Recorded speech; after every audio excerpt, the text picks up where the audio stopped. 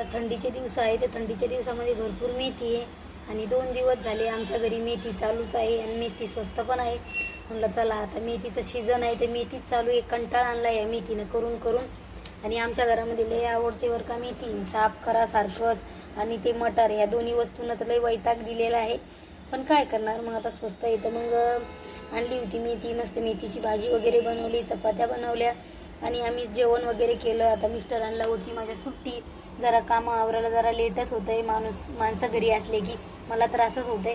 कामं गिमं आवरून घेतले, मग आज जायचं होतं बाहेर, मग आवरून घेतलं पटकन. तोपर्यंत मुलं पण आले स्कूलमधून. माझे 2 दिवस सुट्ट्या होत्या. आता मुलाचं आज स्कूल होतं आणि लगेच निघालो जाण्यासाठी.